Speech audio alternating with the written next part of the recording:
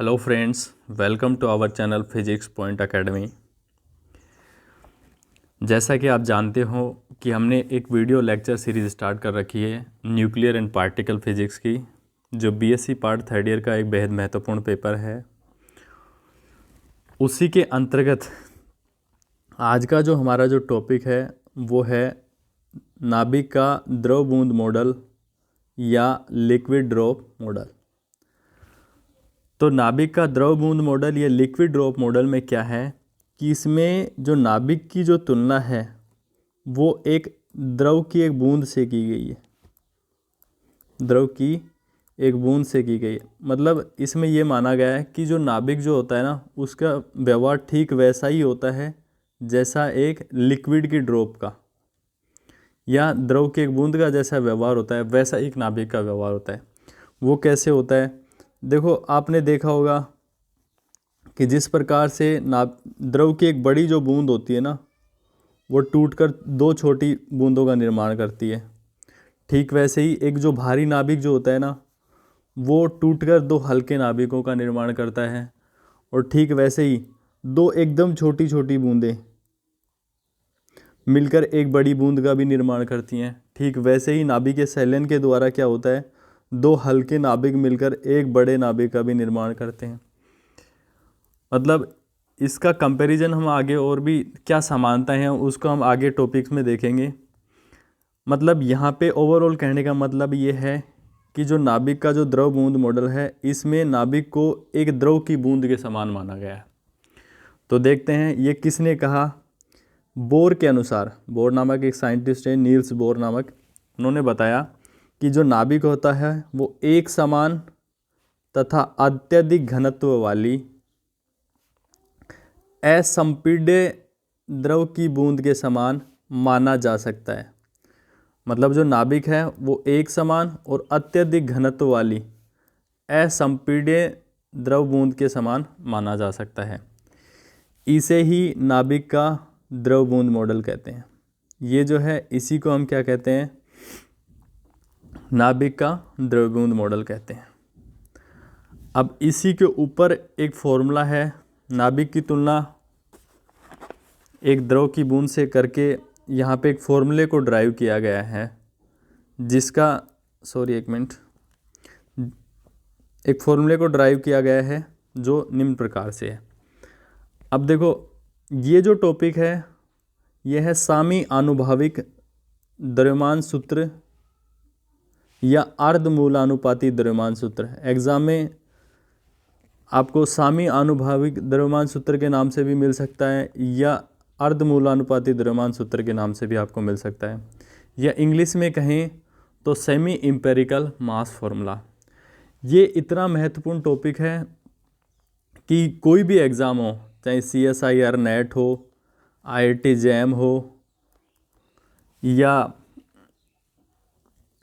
RPSC first grade school lecturer, college lecture, हर exam में यहाँ से एक क्वेश्चन बनता है। वो किस हिसाब से बनता है वो हम आगे डिस्कस करेंगे। तो और ये जो फॉर्मूला है ये एग्ज़ाम के पॉइंट ऑफ व्यू से भी बेहद महत्वपूर्ण फॉर्मूला है। अब देखो, सामी आनुभाविक द्रव्यमान सूत्र या अर्धमूलानुपाती द्रव्यमान सूत्र क्या है, इसको हम यहाँ पे देखते हैं।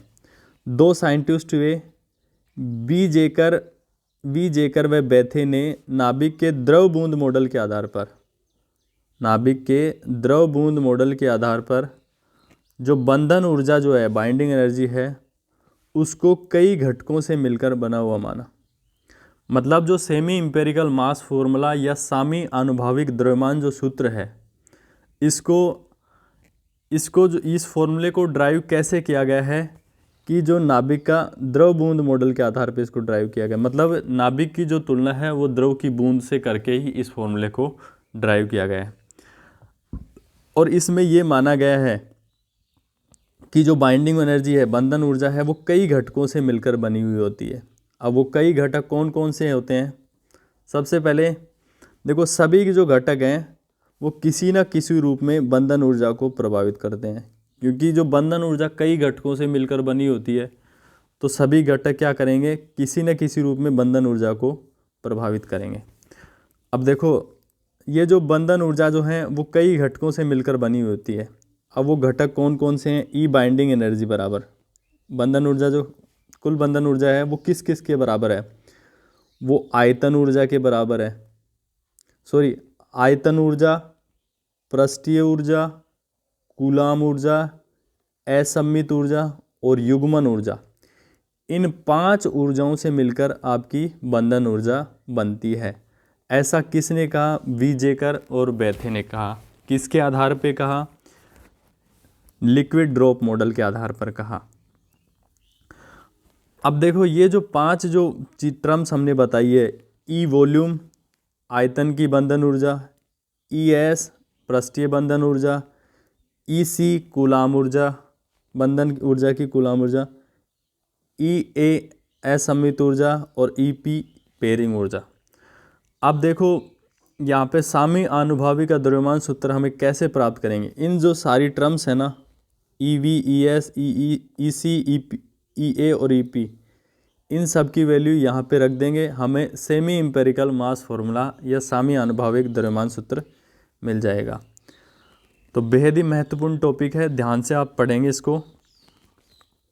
सबसे पहले हम आयतन ऊर्जा निकालेंगे, कोई भी खास रॉकेट साइंस नहीं है।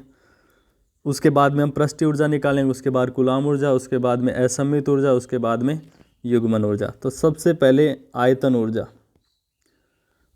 अब देखो आयतन ऊर्जा में क्या होगा कि नाभिकीय बलों की संतृप्तता के कारण बंधन ऊर्जा नाभिक में उपस्थित न्यूक्लियनों की संख्या के समानुपाती होती है। देखो नाभिक में हमने आपको बताया था, नाभिक के बलों के गुणधर्म में जो नाभिक के जो बल होते हैं वो संतृप्त होते हैं। मतलब आप नाभिक में कहीं पे भी चले जाओ, 2 न्यूक्लियन के मध्य जो बल है वो समान लगेगा। यहाँ पे भी समान है, यहाँ पे भी वही लगेगा, यहाँ पे भी वही बल लगेगा, यहाँ पे भी वही बल लगेगा, यहाँ पे भी वही बल लगेगा। तो इसमें ये बताया गया है कि नाभिक के बलों की संतृप्तता के कारण नाभिक में उपस्थित न्यूक्लियनों की जो बंधन जो ऊर्जा है वो न्यूक्लियन की संख्या की क्या होती है? समानुपाती होती है। यहीं से आपकी आयतन ऊर्जा की टर्म निकल जाएगी। तो आयतन जो ऊर्जा है वो किसके समानुपाती है? द्रव्यमान संख्या के समानुपाती है। क्योंकि जैसे हमने बाइंडिंग एनर्जी जो कर्व नहीं खींचा था कि द्रव्यमान संख्या बढ़ने के साथ साथ प्रति न्यूक्लियन बंधन ऊर्जा बढ़ती जाती, इस हिसाब से करवाया था। तो वही बात यहाँ पे कह रहा है। और ईवी कहाँ से है? ये बाइंडिंग एनर्जी की तो टर्म है, तो इसको आयतन ऊर्जा उसने बोल दिया। तो आयतन ऊर्जा जो है वो द्रव्यमान संख्या की क्या है? समानुपाती है। जब समानुपाती को चिन्ह को हटाएंगे तो एक कांस्टेंट आ जाएगा AV, जिसको आयतन कांस्टेंट बोलेंगे, AV इंटू A। तो ये तो हो गई आयतन ऊर्जा की टर्म। इसको उठा के उस समीकरण 1 में रखेंगे जो ऊपर हमने 5 टर्म से का योग बताया आपको। आयतन ऊर्जा में मेरे हिसाब से आपको कोई दिक्कत नहीं है। दूसरी बात है सरफेस एनर्जी या पृष्ठीय ऊर्जा। अब सरफेस एनर्जी जो है वो बाइंडिंग एनर्जी को कैसे कम करती है इसमें देखेंगे। नाभिक के अंदर जो न्यूक्लियन है, देखो अंदर नाभिक के अंदर न्यूक्लियन पर सभी दिशाओं में समान आकर्षण बल लगता है। सभी दिशाओं से आपको क्या लगता है? समान आकर्षण बल लगता है जो नाभिक के अंदर है। परंतु नाभिक के पृष्ठ पर स्थित जो न्यूक्लियन होते हैं ना, उस पर केवल अंदर की ओर ही आकर्षण बल लगता है। ये कहना चाह रहा है कि जैसे ये नाभिक है, मान लो ये अंदर न्यूक्लियन है तो इसके तो सभी दिशाओं से आकर्षण बल लगेगा। लेकिन देखो ये पृष्ठ पे है कोई, तो इस पे तो केवल अंदर की तरफ से ही लगता है। ये मतलब ये एरिया खाली रह गया इसका, इधर से कोई बल नहीं लगता। इससे क्या होगा? इस कारण पृष्ठ पर स्थित न्यूक्लियन जो होते हैं अन्य न्यूक्लियंस की तुलना में ढीले बंधे होते हैं। मतलब लूजली टाइट होते हैं, मतलब ढीले बंधे हुए होते हैं। जो पृष्ठ पर जो न्यूक्लियन होते हैं वो ढीले बंधे होते हैं। तो जो ढीले बंधे होंगे तो बताओ उसकी बंधन ऊर्जा को कम ही करेंगे, जिससे जो बंधन जो ऊर्जा है जिससे बंधन जो ऊर्जा है नाभिक की पृष्ठीय ऊर्जा के बराबर मात्रा में कम हो जाती है। जो ढीले बंधे होंगे तो उसकी बंधन ऊर्जा को कम ही करेंगे, जिससे बंधन ऊर्जा नाभिक की पृष्ठीय ऊर्जा के बराबर मात्रा में कमी हो जाती है। ये तो पता चल गया कि अंदर जो न्यूक्लियन है उस पर सभी दिशाओं से बल लगता है, और बाहर जो पृष्ठ पे जो न्यूक्लियंस होते हैं उन पे केवल अंदर की ओर ही बल लगता है। तो मतलब ये तो एक तरह से जैसे हमने देखा होगी कि कोई भी ऐसा जैसे ऊपर ऊपर ऊपर जो वस्तु रखी होती है उस पर केवल मतलब लूजली बाउंड ही होती है, वो उस पर इतनी टाइटली नहीं होती है। कहने का मतलब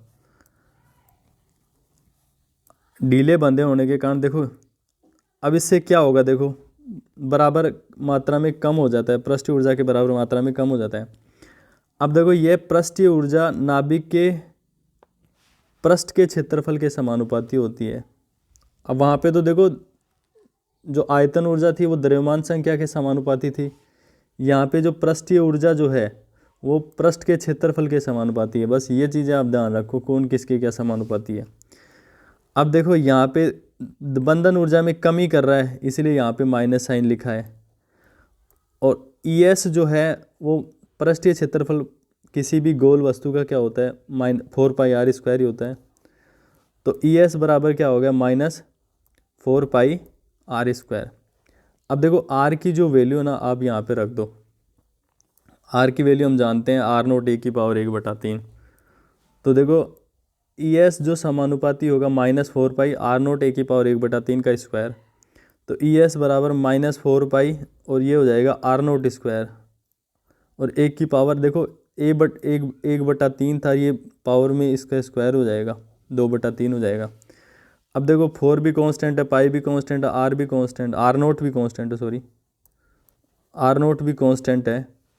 तो ये जो कांस्टेंट है सारे को एक ही कांस्टेंट बना देंगे। जैसे हमें बता दें आपको 3 × 4 × 5, तो बार बार में 3 × 4 × 5 थोड़ी लिखोगे आप, 3 3 चौक 12, 12 पंज 60 लिखोगे डायरेक्ट। वैसे ही ये जो सारे कांस्टेंट है ना सबको मिला के एक ही कांस्टेंट बना दिया हमने AS। इसको बोलते हैं पृष्ठीय ऊर्जा का कांस्टेंट, और 1 की पावर 1/3, 1 की पावर 1/3। तो ये जो है ये पृष्ठीय ऊर्जा की टर्म बन जाएगी।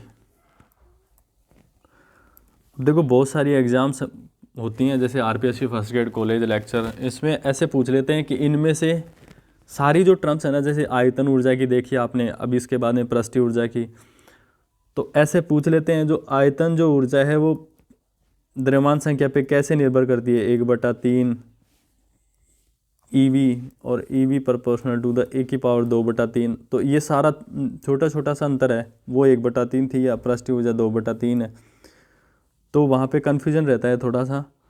तो आपको ध्यान रहना चाहिए कि कौन कैसे डिपेंड करती है, ये एग्ज़ाम में पूछा जाता है। हम नेक्स्ट वीडियो में आपको दिखाएंगे भी कैसे क्वेश्चन पूछे जाते हैं।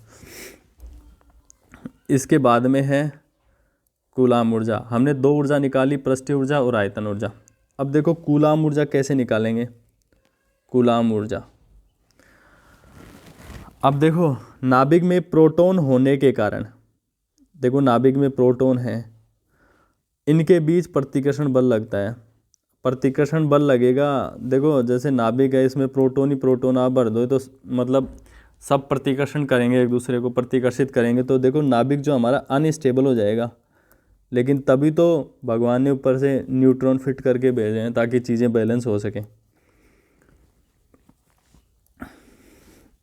नाभिक में प्रोटॉन होने के कारण इनके बीच प्रतिकर्षण बल लगता है। इनके बीच में क्या लगेगा, प्रतिकर्षण बल लगेगा।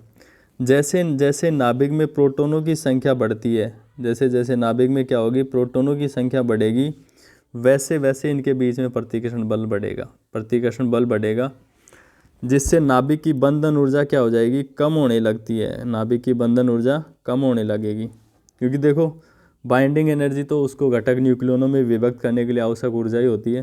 तो ये तो आसानी से उसको, अगर बहुत ज़्यादा प्रोटॉन हो गए तो वो तो आराम से बिना बाहर से ऊर्जा दिए ही नाभिक को आराम से विखंडित कर देंगे। तो जिससे नाभिक की बंधन ऊर्जा क्या होगी, कम होने लगती है। तो कूलाम के अनुसार नाभिक में प्रोटोनों की जो कूलाम ऊर्जा जो है ना वो कुछ इस प्रकार से दी जाती है। देखो आपने इलेक्ट्रोमैग्नेटिक जो थ्योरी है उसमें पढ़ा होगा, कूलाम स्थितिज ऊर्जा मतलब किसी गोले को क्यू आवेश से आवेशित करने के लिए कितनी ऊर्जा की हमें आवश्यकता होगी, वो उस टॉपिक में आपने पढ़ा होगा कि तो E बराबर होता है 3/5 KQ²/R। ये फॉर्मूला, वहीं से हम नाभिक की कूलाम ऊर्जा को ड्राइव करेंगे। देखो ये बंधन ऊर्जा के मान में कमी कर रहा है, क्योंकि प्रोटोन तो नाभिक को बनने ही नहीं देगा, प्रतिकर्षण ज़्यादा हो जाएगा।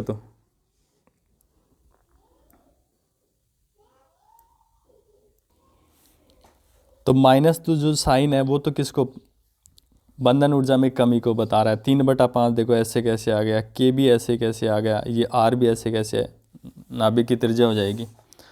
अब जो डिफरेंस आ रहा है ना वो ये आ रहा है। अब देखो कोई भी जो नाभिक है उसमें प्रतिकर्षण कितना लगेगा, जितने उसमें प्रोटोनों की संख्या होगी। n प्रोटोन है तो n e² हो जाएगा। तो देखो यहाँ पे ये फॉर्मूला बनाया इसने z(-1) e²। तो देखो कोई भी जो नाभिक है ना उसमें प्रोटोन युग्मों की संख्या मतलब कितने जोड़ी प्रोटोन होगी वो z(-1/2) होंगे। ये जनरलाइज किया हुआ है। अब देखो आपको कैसा पता चलेगा कि हमने सच ही बोला है। जैसे हमने टेस्ट करना है 2He4 पे टेस्ट करेंगे कि ये सही फॉर्मूला फिट हो रहा है कि नहीं हो रहा है। कि हीलियम जो नाभिक है उसमें प्रोटोन युग्मों की संख्या हम निकालेंगे। देखो कैसे निकालेंगे, z की वैल्यू क्या है, इसके लिए 2 है और z-1 2 - 1/2, तो 2 से 2 कैंसिल हो गए, 1 बचा। तो हीलियम जो नाभिक है उसमें 2 ही तो प्रोटोन है, 2 प्रोटोन मतलब प्रोटोन युग्मों मतलब जोड़ों की संख्या कितनी हो गई, 1 हो गई। तो किसी भी नाभिक में प्रोटोन युग्मों की संख्या कितनी होगी z(-1/2)।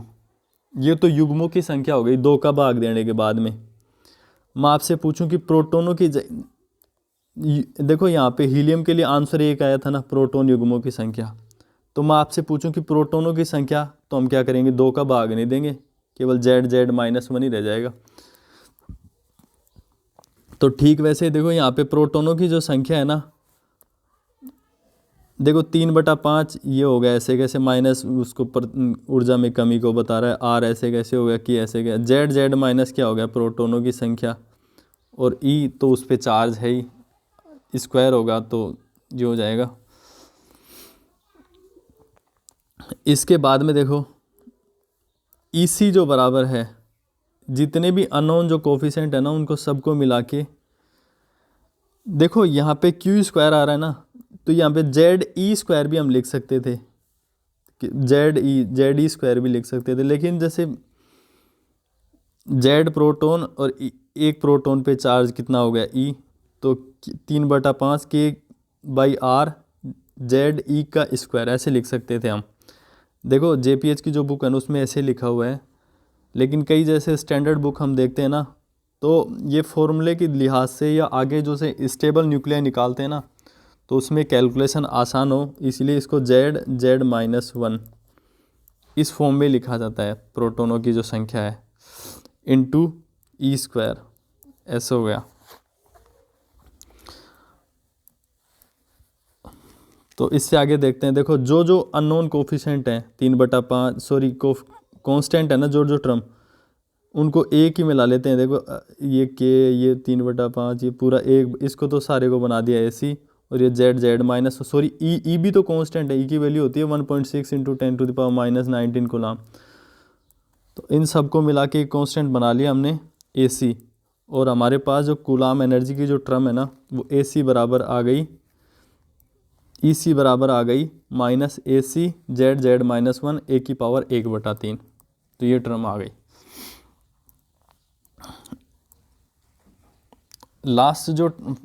सेकंड जो लास्ट टर्म है वो एसिमेट्रिक एनर्जी, असममित ऊर्जा है।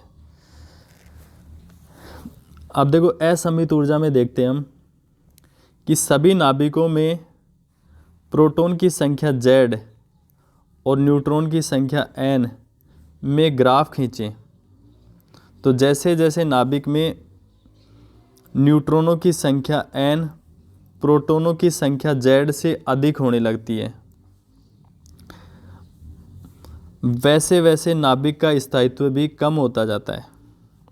इसका मतलब देखो ये है कि जैसे जैसे हल्के जो नाभिक होते हैं ना, आगे एक चार्ट आएगा, सैगर चार्ट या नाभिक का स्थायित्व वक्र। उसमें ये होता है कि जैसे इसमें जेड के बीच में प्रोटॉनों की संख्या और न्यूट्रॉनों की संख्या के बीच में ग्राफ खींचते हैं। तो प्रारंभ में तो जैसे हल्के नाभिकों के लिए प्रोटॉन की संख्या न्यूट्रॉन की संख्या जो है ना समान अनुपात में होती है, लेकिन जैसे ही नाभिक जैसे यूरेनियम 92 235, तो उसमें देखो प्रोटोनों न्यूट्रॉनों की जो संख्या है वो प्रोटोनों के कंपैरिजन में बहुत ज़्यादा होती है। तो उसमें देखो धीरे धीरे जो प्रोटोनों की संख्या तेज़ी से बढ़ने लगती है, न्यूट्रॉनों की संख्या कम बढ़ती है। न्यूट्रॉनों की संख्या तेज़ी से बढ़ने लगती है, प्रोटोनों की कम बढ़ती है। तो ग्राफ में देखो विचलन आने लगता है, आगे सैगर चार्ट में पढ़ेंगे हम। तो जब न्यूट्रॉनों की संख्या जो है प्रोटोनों की तुलना में ज़्यादा बढ़ेगी तो नाभिक का स्थायित्व भी कम होने लगता है। यही बात इसमें कहा है कि प्रोटोनों की संख्या तथा न्यूट्रॉनों की संख्या n में ग्राफ खींचे तो जैसे जैसे नाभिक में न्यूट्रॉनों की संख्या n प्रोटोनों की संख्या z से अधिक होने लगती है, तो वैसे वैसे नाभिक का स्थायित्व क्या होने लगता है, कम होने लग जाता है। अब उससे क्या होगा, अर्थात n व z में जितना अधिक विचलन होगा, मतलब n और z के मान में जितना अधिक अंतर आएगा, उसी अनुपात में उसका स्थायित्व भी क्या होगा, कम होता जाएगा। मतलब दोनों बराबर है ना, तो वे नाभिक तो ज़्यादा स्टेबल शो करेंगे। इनमें जितना अंतर आएगा ना n और z के मान में, तो वो नाभिक उतना ही अस्थायी होता चला जाएगा। इस प्रभाव को असम्मित प्रभाव कहते हैं। इस प्रभाव को क्या कहते हैं, असम्मित प्रभाव कहते हैं। और ये असम्मित जो प्रभाव जो है ये बंधन ऊर्जा को क्या करता है, कम करता है। इस प्रभाव में नाभिक की बंधन ऊर्जा कम हो जाती है। नाभिक की बंधन ऊर्जा क्या होती है, कम होती है। अब कैसे कम होती है, अब इसके लिए भी एक फॉर्मूला दिया उन्होंने, यहाँ से ये रिलेशन हम पढ़ेंगे कि बंधन ऊर्जा में जो कमी होती है ना असम्मित ऊर्जा के कारण, बंधन ऊर्जा में जो कमी है वो n-z के स्क्वायर के तो समानुपाती और द्रव्यमान संख्या 1 की क्या होती है, व्युत्क्रमानुपाती होती है। यहाँ से हमें असम्मितता की टर्म मिल जाएगी, द्रव्यमान संख्या 1 के व्युत्क्रमानुपाती और n-z के समानुपाती। तो E A एसिमेट्रिक जो n-z के स्क्वायर के तो समानुपाती और 1 के व्युत्क्रमानुपाती, माइनस जो है बंधन ऊर्जा में कमी को बता रहा है। तो देखो ये ऐसे कैसे, अब ये जो n है ना, n को लिख सकते हैं a-z। देखो आपने द्रव्यमान संख्या पढ़ी होगी, द्रव्यमान संख्या क्या होती है, प्रोटॉन की संख्या प्लस न्यूट्रॉन की संख्या, ऐसे तो पढ़ी है। तो n की वैल्यू निकालेंगे तो क्या हो जाएगा, ये इधर जाएगा a-z। तो a-z की वैल्यू यहाँ पे रख दी हमने। फिर जो नेक्स्ट टर्म है a-2z हो जाएगा, ये कहने का मतलब a- तो ई ए बराबर देखो क्या हो गया, माइनस a-2z का स्क्वायर बटे a। तो ये किसकी, असम्मित ऊर्जा की टर्म है। और जो हमारी जो अंतिम टर्म है वो है युग्मन ऊर्जा। हमारी जो अंतिम टर्म है वो है युग्मन। अब देखो युग्मन ऊर्जा जिसको बोलते हैं पेयरिंग एनर्जी, युग्मन ऊर्जा या पेयरिंग एनर्जी। अब देखो पेयरिंग एनर्जी में क्या होता है कि यदि नाभिक में प्रोटोनों तथा न्यूट्रॉनों की संख्या सम हो, मतलब प्रोटोनों और न्यूट्रॉनों की संख्या सम हो, तो वे नाभिक तो क्या होंगे, सर्वाधिक स्थायी होते हैं। ये हमने इससे पहले भी पढ़ा था कि जब भी n भी सम है और z भी सम है तो दोनों वे नाभिक क्या होंगे, ज़्यादा स्थायी होंगे। और इसके विपरीत अगर दोनों विषम हो जाएं, दोनों क्या हो जाएं, विषम हो जाएं, तो वे नाभिक जो क्या होंगे, सर्वाधिक अस्थायी होंगे। तो यही बात यहाँ पे लिखी हुई है। तथा दोनों विषम हो, अगर दोनों क्या हो, विषम हो, तो वे नाभिक क्या होंगे, सर्वाधिक अस्थायी होंगे। क्या होंगे, सर्वाधिक अस्थायी होंगे। लेकिन एक सम और एक विषम हो जाए तो क्या हो जाए, लेकिन यदि नाभिक में प्रोटोनों तथा न्यूट्रॉनों में से कोई एक विषम, कोई एक तो क्या हो जाए, विषम, कोई एक विषम हो जाए केवल, तो वो क्या होते हैं, मध्यवर्ती स्थायी होते हैं। मतलब जैसे प्रोटॉन तो जैसे न्यूट्रॉन तो सम हो गए मान लो, और प्रोटॉन जो है वो विषम हो जाए, मतलब कोई एक विषम हो जाए, तो वे जो नाभिक होते हैं ना बीच के हो जाएंगे, मतलब मध्यवर्ती स्थायी होंगे। तो फर्मी नामक एक साइंटिस्ट हुए, उन्होंने युग्मन प्रभाव के कारण जो ऊर्जा होती है ना, ये किसने दी, फर्मी नामक साइंटिस्ट ने युग्मन प्रभाव के कारण जो ऊर्जा होती है ना, वो ये होती है EP बराबर माइनस AP, AP मतलब ये कांस्टेंट है, पेयरिंग कांस्टेंट, बटे 1⁴ तो ये युग्मन प्रभाव के कारण एनर्जी आ गई। तो स्टूडेंट्स हमने पांचों प्रभाव जो होते हैं ना, पांचों जो फैक्टर हैं, आयतन, पृष्ठीय ऊर्जा, कूलाम ऊर्जा, असममित ऊर्जा और युग्मन ऊर्जा, सभी के वैल्यू हमने फाइंड आउट कर दी। अब ये जो सारी वैल्यू जो थी ना, हमने बाइंडिंग एनर्जी समीकरण 1 था उसमें हमने रख दी। तो सबसे पहले आयतन ऊर्जा, पृष्ठीय ऊर्जा, कूलाम ऊर्जा, असममित ऊर्जा, और ये हो गई युग्मन ऊर्जा। तो ये बंधन ऊर्जा आपकी फाइनल जो बंधन ऊर्जा है, ये टर्म आपके पास आ गई फाइनल बंधन ऊर्जा की। तो यहाँ से CSIR नेट में भी बहुत क्वेश्चन पूछे जाते हैं, वो आगे हम नेक्स्ट क्लास में बताएंगे। उस पर न्यूमेरिकल जितने भी आए हैं वो हम सारे लेके आएंगे, उनको फिर सोल्व करके भी दिखाएंगे, फिर उसके सिमिलर जो टाइप के जो न्यूमेरिकल होंगे वो आपसे भी करवाएंगे। अब देखो ये तो बंधन ऊर्जा हो गई। अब देखो किसी भी जो नाभिक का जो वास्तविक द्रव्यमान होता है ना, कोई भी जो नाभिक है उसका वास्तविक द्रव्यमान जो होता है ना, वास्तविक जो द्रव्यमान होता है वो प्रोटॉनों के द्रव्यमान और न्यूट्रॉनों के द्रव्यमान से क्या होता है, थोड़ा कम होता है, क्योंकि कुछ जो ऊर्जा है वो बाइंडिंग एनर्जी के रूप में बाहर निकल जाती है। जो वास्तविक द्रव्यमान m जो है उसका हम ऐसे लिखते हैं, प्रोटॉन का द्रव्यमान प्लस न्यूट्रॉन का द्रव्यमान माइनस बाइंडिंग एनर्जी। तो देखो ये यहीं पे लैंग्वेज बनाई, यदि किसी नाभिक में Z प्रोटॉन और A माइनस Z न्यूट्रॉन, तो नाभिक का वास्तविक द्रव्यमान कितना होगा, देखो ये हो जाएगा। अब ये आपको यहाँ पे कुछ नहीं करना, ये तो ऐसे कैसे रह जाएगा, ये यहाँ पे ऐसे कैसे आ गई, और ये बाइंडिंग एनर्जी जो है यहाँ पे ये टर्म रख ली, ये टर्म आपने बाइंडिंग एनर्जी की यहाँ पे रख दी। अब ये जो फॉर्मूला बना है ना, यही वीजेकर व बेथे का क्या है, अर्धमूलानुपाती द्रव्यमान सूत्र है। यही क्या है, वीजेकर और बेथे का अर्धमूलानुपाती द्रव्यमान सूत्र है। तो यही क्वेश्चन आपको 3.5 नंबर या 5 नंबर में कुछ ऐसे मिल सकता है, तो बहुत ही इम्पोर्टेंट है। आप इस वीडियो को 2 बार देखें ताकि आपको अच्छे से समझ में आए। और काफ़ी बड़ा वीडियो हो गया हमारा आज का, तो आज की क्लास में यहीं आपसे विदा लेते हैं, मिलते हैं नेक्स्ट वीडियो में। तब तक के लिए नमस्कार, जय हिंद।